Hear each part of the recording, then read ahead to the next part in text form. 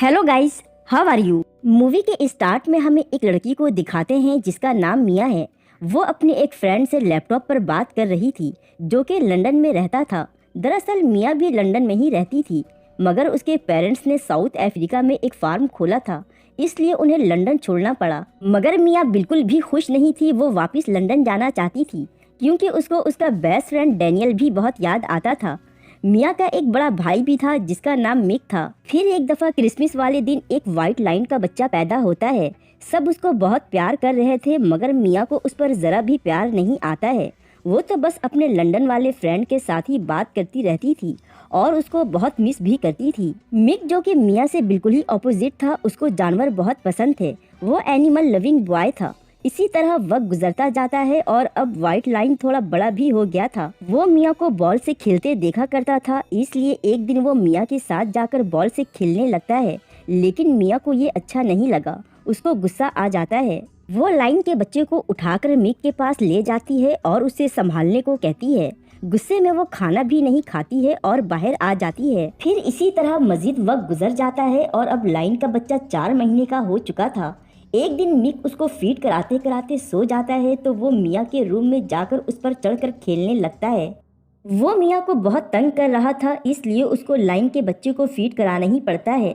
उसकी इस क्यूट सी हरकतों को देखकर मिया को भी अब वो लाइन अच्छा लगने लगा था और अब मिया और मिक दोनों उसके साथ रोज खेलने लगे थे। वो उसका नाम चार्ली रखते हैं। ये सब देखकर उनके पेरेंट्स भी बहुत खुश थे। मिया को चार्ली से इतना प्यार हो जाता है कि अब वो एक दिन अपने फादर से खुद जाकर कहती है कि मुझे आपके साथ फार्म में काम करना है, जिस पर उसके डैड, जिसका नाम जॉन है, उसको अपने साथ ले जाते हैं। मिया उनसे पूछती है कि आप इन लाइन से कैसे इतने पैसे कमाते हैं, तो वो उसको बताता है कि इन लाइन्स को मैं पार्क और जू में बेचकर पैसे लेता हूँ। लेकिन सच तो कुछ और ही था, जो हमें मूवी में आगे जाकर पता चलेगा। फिर मिया वहाँ से वापस आते हुए जॉन से वादा लेती है कि वो कभी भी चार्ली को नहीं बेचेंगे। मिया को अब स्कूल ट्रिप पर 2 वीक के लिए जाना भी था। वो चार्ली को इस तरह छोड़कर बिल्कुल भी नहीं जाना चाहती थी, मगर उसको जाना पड़ता है। मिया के जाने के बाद चार्ली को दूसरे शेर के बच्चों के साथ रखा जाता है, लेकिन मिया और चार्ली दोनों हर वक्त एक दूसरे को याद करते रहते थे। यहाँ तक कि चार्ली ने तो खाना भी नहीं खाया था 2 दिनों से, और जब उसकी दूसरी लाइन्स के बच्चों से लड़ाई होती थी तो वो उनसे अपने आप को बचाता भी नहीं था, जिसकी वजह से वो काफ़ी जख्मी हो चुका था। उधर मिया से भी अब नहीं रहा जा रहा था, तो एक दिन वो रात को छुपकर रोड पर आ जाती है और किसी से लिफ्ट लेकर घर आती है। उसके बाद सबसे पहले वो चार्ली को दूध पिलाती है। एक इंसान और जानवर की ऐसी दोस्ती और मोहब्बत देखकर उसके पेरेंट्स बिल्कुल हैरान रह गए थे। खैर, इसी तरह वक्त गुजरता जाता है और चार्ली अब 1 साल का हो चुका था। मिया रोज़ उसके साथ खेला करती थी। उनकी मोहब्बत दिन ब दिन बढ़ती जा रही थी। फिर एक दिन चार्ली खाना खाने के लिए घर के अंदर आ जाता है और उसने टीवी भी तोड़ दिया था। मिया के अलावा हर कोई उससे डरता था। मिया उसको जल्दी से लेकर बाहर आ जाती है। एक दिन मिया की गैर मौजूदगी में कुछ टूरिस्ट उनका फार्म विजिट करने के लिए आते हैं। उनके फार्म की ही एक औरत जब टूरिस्ट को इंटरटेन करवाने के लिए चार्लीस के पास लेकर जाती है तो वो उस पर अटैक करके जख्मी कर देता है, क्योंकि उसको उसका तरीका पसंद नहीं आया था। ये सब देखकर मिया भी फौरन घर से बाहर आ जाती है और चार्ली को दोबारा से पिंजरे में डाल देती है। उसके बाद कुछ दिनों के बाद का सीन दिखाते हैं जब जॉन का एक फ्रेंड उससे बिजनेस डील करने आया था, मगर वो अच्छा आदमी नहीं था, इसलिए जॉन उसको टालने के लिए अपनी फैमिली के साथ बाहर डिनर करने चला जाता है। यहाँ मिया ने एक गलती कर दी थी, उसने चार्ली के पिंजरे को सही से बंद नहीं किया था। जब वो लोग डिनर से वापस आते हैं तो देखते हैं कि चार्ली तो अपने पिंजरे में ही नहीं है। इस बात पर मिया को काफ़ी डांट भी पड़ती है। जॉन चार्ली को ढूंढने चला जाता है और बाकी सबको घर के अंदर जाने को कहता है, लेकिन मिया कहाँ सुनने वाली थी। वो भी टॉर्च लेकर चार्ली को ढूंढने निकल जाती है। थोड़ा दूर जाकर उन्हें चार्ली मिल जाता है। कुछ दिनों के बाद का सीन दिखाते हैं जब चार्ली 2 साल का हो चुका था। एक दिन मिया चार्ली को पिंजरे में ले जाकर मिक को भी बुलाती है, लेकिन उसकी मदर आकर दोनों को पिंजरे के अंदर देख लेती हैं। वो काफ़ी घबरा जाती हैं। इतने में जॉन भी वहां गन लेकर आ जाता है। मिक घबराहट में जैसे ही पिंजरे से बाहर आने लगता है तो चार्ली अपना पंजा पिंजरे पर मार देता है। जिसकी वजह से मिक गिर जाता है और उसके सर पर चोट आती है। इन सब की वजह से जॉन मिया को बहुत डांटता है और कहता है अगर तुम अब चार्ली के पिंजरे में गई तो मैं इसे बेच दूंगा। ये सुनकर मिया रोने लगती है। फिर वो चार्ली के पास जाकर उससे वादा करती है कि वो उसको टिम्बावाकी रिवर नेशनल पार्क में ले जाकर आज़ाद करवा देगी। इसी तरह दिन गुजरते रहते हैं और अब चार्ली बहुत बड़ा हो चुका था। वो 3 साल का जवान शेर बन चुका था, मगर अभी मिया उससे बिल्कुल भी नहीं डरती है। मिया अपने फादर की वार्निंग को भी भूल चुकी थी और डेली छुपकर चार्ली के पिंजरे में उससे मिलने जाती थी और उसके साथ पिक्स भी बनवाती थी। एक दिन दोनों भाई बहन किचन में मस्ती कर रहे होते हैं तो जॉन उनके इस मोमेंट को कैप्चर करने के लिए मिया के फ़ोन से पिक लेने लगता है, लेकिन वो मिया की चार्ली के साथ वीडियोस को भी देख लेता है, जिसके बाद वो फौरन चार्ली को बेचने का फैसला कर लेता है। मिया बहुत ही उदास थी।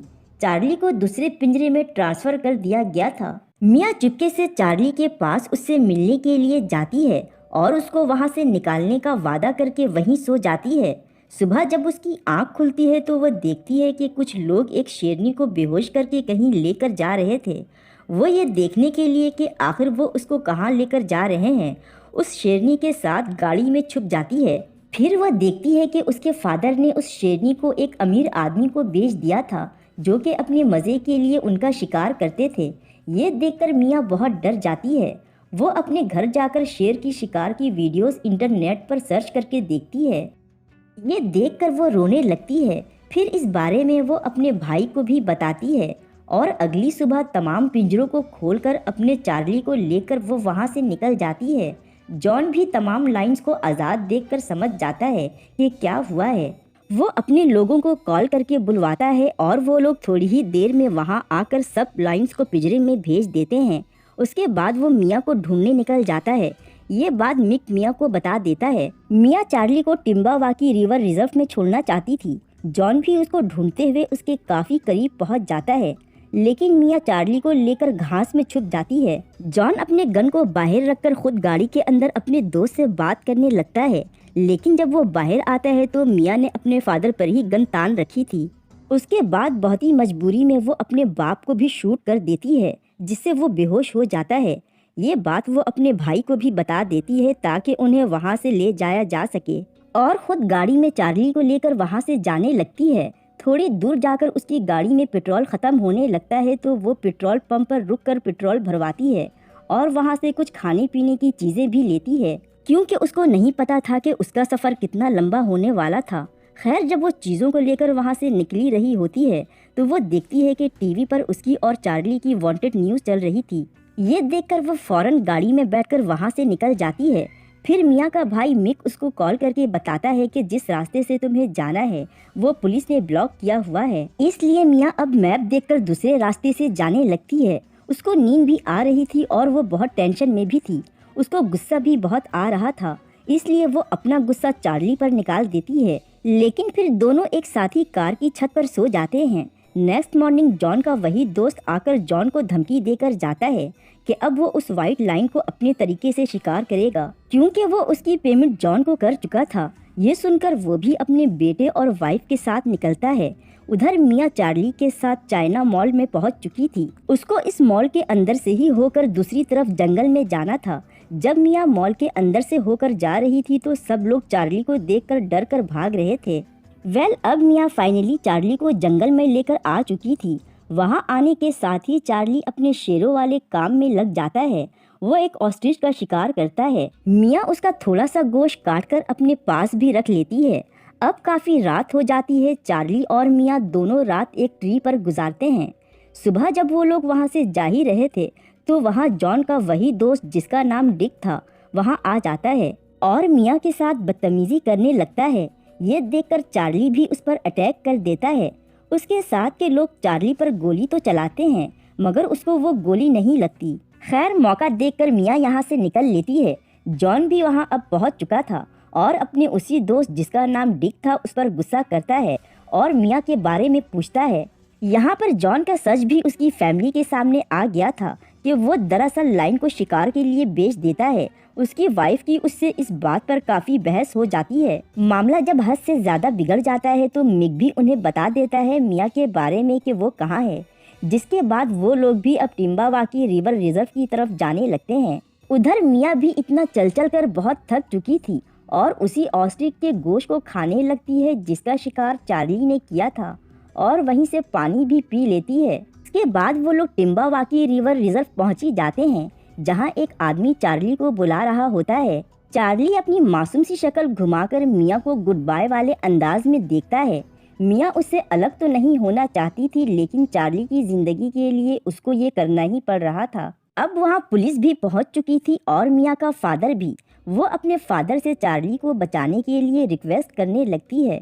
यहाँ जॉन का दिल भी नरम पड़ ही जाता है और वो चार्ली को बचाने के लिए पुलिस वालों के सामने आ जाता है। और उसी दौरान चार्ली जल्दी से टिम्बावाकी रिवर रिजर्व के अंदर एंटर हो जाता है, जिसके बाद अब पुलिस चाहकर भी चार्ली को शूट नहीं कर सकती थी, क्योंकि वो वाइल्ड लाइफ रिजर्व थी और बिल्कुल गैर कानूनी था वहाँ के किसी भी जानवर को मारना। मिया के पेरेंट्स भी मिया से मिलकर बहुत खुश थे।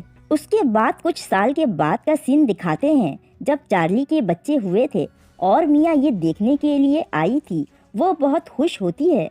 तो दोस्तों, इस मूवी में ऐसी लड़की को दिखाया जाता है जो पहले तो जानवरों से बहुत ही नफरत किया करती थी, लेकिन अब वो चार्ली से इतना प्यार करती थी कि उसकी जान बचाने के लिए वो मुश्किल से मुश्किल काम भी करती है। और इसी हैप्पी मोमेंट के साथ इस मूवी की एंडिंग हो जाती है। Thanks for watching.